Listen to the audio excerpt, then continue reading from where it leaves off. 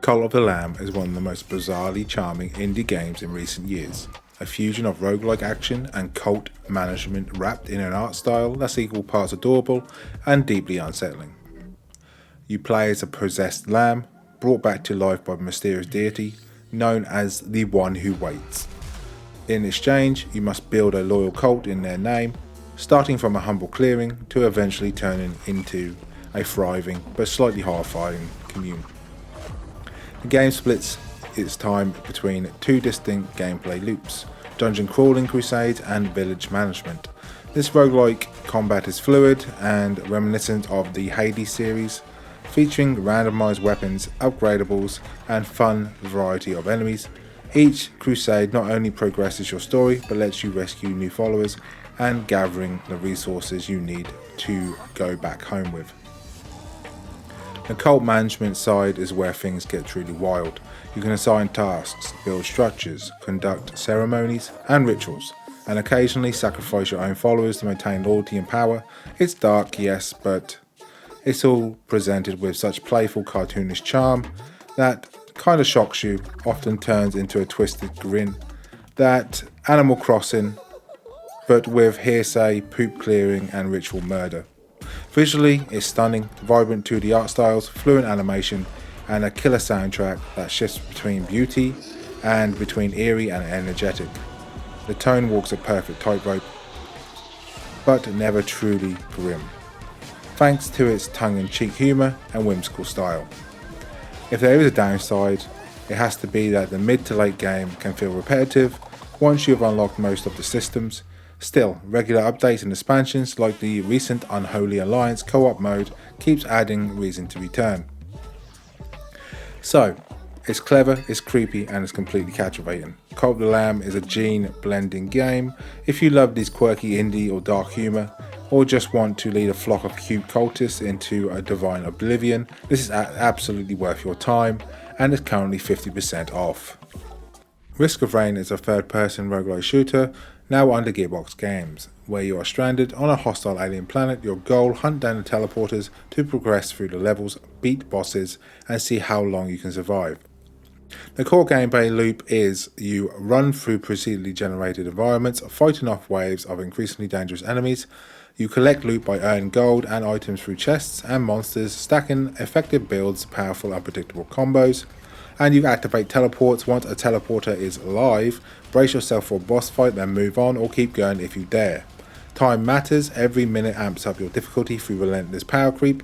Both you and your foes get stronger as you linger.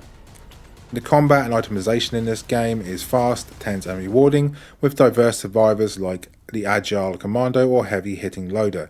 Each run feels different. The heart of the game is stacking wacky synergy items like Splatter Spleen turns bleed enemies explosive, for example, and it's just pure video game fun. You can team up with up to 3 friends in seamlessly online co-op, ping system included, no port forwarding needed. It is replayable night after night with friends and is super fun. So, the style and presentation, the leap into 3D was flawlessly executed, visually and clean, colourful, retro, sci-fi.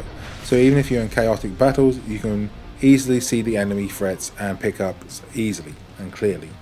The soundtrack is by a guy called Christopher Doolittle, I think I pronounced his name completely wrong there, in hyperbolic and dynamic, diving the high stakes atmosphere in his soundtrack, and it sounds really, really, really good. Replayability and content in this game: massive unlockables, 11 plus survivors at launch, 110 items, artifacts that tweak gameplay, and secret meta progression. The game is still getting bigger. Updates like Survivor of the Void and Seeker of the Storm keep adding new characters, items, maps, bosses and music. The downside of this game: the difficulty ramps up rapidly. Runs can end abruptly if you fall behind the curve. Co-op is brilliant, but coordination is key, although the ping system helps a lot. Why does this matter? It's a co-op roguelike powerhouse, endlessly replayable, widely chaotic, and endlessly satisfying. Critics and players of this game applaud its balance, both in depth and fun. It's content rich, pure magic from day one, with a community that still are hooked years later. It's ranked among one of the top roguelikes like Hades and Cult of the Lamb. The final verdict is Risk of Rain is brilliantly crafted. It's a roguelike shooter that nails the loop, fast, tense combat, wild items, builds and endless chaotic co-op play. Its 3D world is vibrant, the playlist is immersive, and the content updates keep it fresh. If you crave bullet-filled chaos and sweaty team moments, this one is a must-have. Noita is a 2D action roguelike from an indie game studio, where every pixel is physically simulated, from liquids to gases, fires to explosions. You play as a witch exploring hostile, procedurally generated caverns, with sinister enemies rooting in mythology. The core gameplay is pixel-grade physics in a sandbox, so you can burn, freeze, corrode and inflate the environment. Lava meets water can form rock or create steam that drifts upwards, a true falling sand simulator turned into gameplay. One crafting in this game, the spells are modular, so you plug your spells and modifiers into wands, creating everything from homing fireballs to chain bouncing bolts. Permadeath and progression in this game is a roguelike structure, meaning death resets your run, but knowledge and experience are permanently upgraded.